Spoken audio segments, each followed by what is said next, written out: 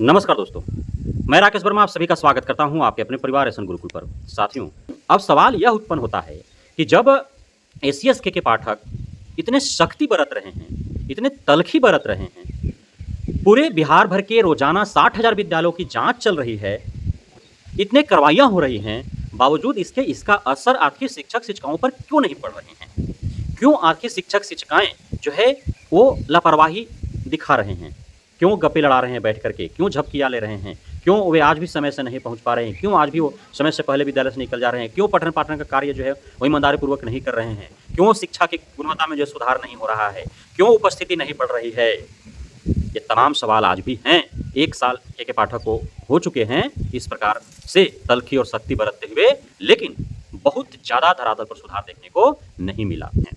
साथियों, बिहार में अत्यधिक ही भीषण गर्मी है, काफ़ी अत्यधिक गर्म हवाएं चल रही हैं। इसी बीच जहां एक तरफ बिहार के सभी निजी विद्यालय गर्मी की छुट्टी मना रहे हैं, वहीं दूसरी तरफ सरकारी विद्यालय इस भीषण गर्मी में भी खुला है। पठन पाठन का कार्य निरंतर और नियमित रूप से संचालित हो रहे हैं। साथियों, सरकारी विद्यालयों में गर्मी की छुट्टी इस वर्ष ऐसा हुआ कि अप्रैल से मई के बीच में ही दे दिया गया। 15 अप्रैल से 15 मई के बीच में। हालांकि वो गर्मी की छुट्टी अदृश्य ही रहा, सिर्फ कागजों पर रहा, गर्मी छुट्टी के कैलेंडरों में ही रहा। वास्तविक और हकीकत में यह देखा गया कि विद्यालय पूरे गर्मी की छुट्टी के दरमियान भी खुले रहे। सभी शिक्षक शिक्षिकाएं निरंतर और नियमित रूप से वे आए विद्यालयों में और अपने विद्यालय में पढ़ने वाले छात्र छात्राओं को उन्होंने पढ़ाया। सभी शिक्षकेतर कर्मी के लिए विद्यालय खुले थे। कभी सभी रसोईया जो माताएं बहन हैं उनके लिए विद्यालय खुले थे। वहीं जब 16 मई से विद्यालय खुला उस अदृश्य रूप से चल रहे गर्मी की छुट्टी के बाद, तो विद्यालय का समय सारणी को लेकर के, टाइम टेबल को लेकर के बहुत ज़्यादा विवाद उत्पन्न हुआ। हालांकि इन विवादों का अपर मुख्य सचिव के पाठक के ऊपर कुछ भी असर नहीं पड़ा और विवाद तो विवाद ही रहा टाइमिंग को लेकर के। उस टाइमिंग के वजह से लगातार कोई ऐसा दिन नहीं है 16 मई के बाद आज तक का जिस दिन पूरे बिहार भर में सैकड़ों छात्र छात्राएं शिक्षक शिक्षिकाएं बीमार न पड़े हो, बेहोश न हुए हो, उनका खून भरा वोमिटिंग ना हो रहा हो, नाक से ब्लीडिंग ना हो रहा हो, लू न लगा हो, या फिर कुछ एक शिक्षकों की मृत्यु न हुई हो। लेकिन तमाम इस प्रकार के घटनाएं घट रही हैं और हमें तो ऐसा लगता है कि ये घटनाएं नहीं बल्कि ऐसा अंजाम दिया जा रहा है शिक्षा अधिकारियों के द्वारा, शिक्षा पदाधिकारियों के द्वारा, आला अधिकारियों के द्वारा जानबूझकर। ये जो शिक्षा सुधार की क्रांति है इसमें जो है बलि लिए जा रहे हैं शिक्षक शिक्षिकाओं छात्र छात्राओं का, क्योंकि इस बाबत शिक्षा मंत्री जो बेहद ही बुजदिल साबित हुए, पूर्व में जो है डीएसपी रह चुके हैं, वे इतने बुजदिल साबित हुए हैं कि पाठक बाबा के सामने वो घुटने टेक चुके हैं, नतमस्तक हो चुके हैं। आज बच्चा बच्चा भूल चुका है कि बिहार का शिक्षा मंत्री कौन है। आज बच्चा बच्चा से यदि पूछा जाता है कि बिहार का शिक्षा मंत्री कौन है तो के पाठक का नाम उनकी जुबान पर आ जाता है और के पाठक को ही सर्वे सर्वा मान रहे हैं, क्योंकि के पाठक का ही चल ही रहा है चारों तरफ। अन्य कोई न राज्यपाल का, न मुख्यमंत्री का, न उप मुख्यमंत्री का, न शिक्षा मंत्री का, न अन्य कोई जनप्रतिनिधियों का, कुछ भी नहीं किसी का चल पा रहा है। जो भी गलत नीति नियम दिशा निर्देश बनाए और जारी किए जा रहे हैं वो के पाठक के द्वारा जारी किए जा रहे हैं, जिसका परिणाम जो है वो भुगतने के लिए शिक्षक शिक्षिकाएं छात्र छात्राएं शिक्षकेतर कर्मी निरीक्षक अधिकारी रसोईया सभी जो है वो तैयार बैठे हैं और उनके परिजन अभिभावक भी जो है अप्रत्यक्ष रूप से गंभीर परिणाम जो है भुगत रहे हैं।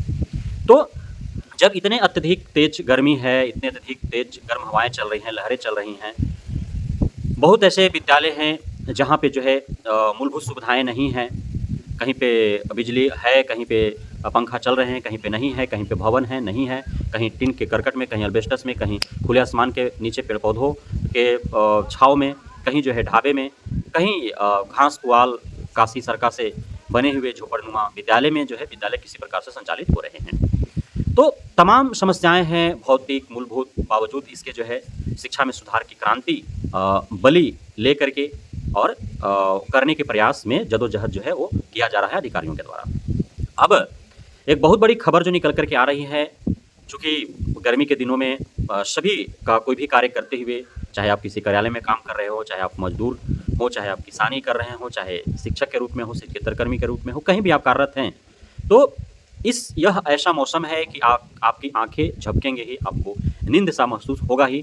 और ऐसे भी शिक्षक शिक्षिकाएं छात्र छात्राएं जो है वे तो सुबह चूँकि 6 बजे उनको विद्यालय पकड़ना, इस वजह से 3 बजे 2 बजे ही वो जग जा रहे हैं, चूँकि उनको खुद के लिए ब्रेकफास्ट तैयार करना है, फिर लंच तैयार करना है, खुद जो है सारे नित्य क्रिया करने हैं, सादे जो है स्नानम ध्यानम, उसके बाद जो है कपड़ा लता पहन करके कपड़ा पर प्रेस देना होता है। छोटे जिनकी महिला शिक्षिका जो है उनके छोटे बच्चे हैं, दुधमुआ बच्चा है, कोई गर्भावस्था में है, कोई अन्य बीमारियों से पीड़ित है, चूँकि महिलाएँ जो है लगभग वो किसी न किसी रोग से ग्रस्त ही होते हैं, प्राकृतिक रूप से भी उनके ऊपर इस प्रकार के जो है थोपे गए हैं, उसका वो वहन करते रहते हैं।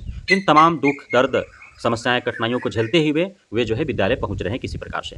तो नींद पूरी हो नहीं पाती है, गर्मी का दिन है, लेट से लोग सोते ही हैं आमतौर पर और जल्दी जगना पड़ रहा है। जब सोने का वास्तविक टाइम जो गर्मी के दिनों में है वो 12 बजे के बाद ही जो है भोर में ही आरंभ होता है। 1 बजे 2 बजे से लोग गहरी नींद में होता है, उसी समय उनको जगना पड़ता है, तो नींद पूरा हो नहीं रहा है। तो विद्यालय में वो जा रहे हैं, जाने के बाद जो है विद्यालय कुछ घंटों पढ़ा रहे हैं, तो छात्र-छात्राएँ भी जो है बेंच पर टेबल पर जो है डेस्क पर वो माथे रख करके और वो झपकी लेना प्रारंभ कर दे रहे हैं। शिक्षक-शिक्षिकाएँ भी जो है जब पंखा का हवा चल रहा है, खिड़की से हवाएँ आ रही हैं, तो उनकी आँख झपक जा रही हैं, वो नींद लेना प्रारंभ कर दे रहे हैं। बहुत ऐसे विद्यालय हैं जहाँ पे इस प्रकार के जो है फ़ोटो वगैरह वायरल किए जा रहे हैं, इस तरह के वीडियो जो है आ रहे हैं। तमाम वहाँ के जो लोकल यूट्यूबर हैं, उनको भी एक गरमा-गरम जो है मुद्दा मिल रहा है, वो जा रहे हैं विद्यालयों में और झपकी लेते शिक्षकों का वीडियो बना रहे हैं, झपकी लेते छात्र-छात्राओं का वीडियो बना रहे हैं। तो इस प्रकार के सारे दृश्य जो है देखने को मिल रहे हैं और जहाँ से ऐसे वीडियो फ़ोटो वायरल हो रहे हैं, वहाँ पे निरीक्षीकर्मी आ धमक रहे हैं और फिर पकड़े जाने पर उन पे कार्रवाइयाँ हो रही हैं। इसी प्रकार नवादा जिला के कासगाँव जो एक जगह है वासरिलीगंज प्रखंड के अंदर, वहाँ पे उच्च माध्यमिक विद्यालय के 10 शिक्षकों पर कार्रवाई हुई है।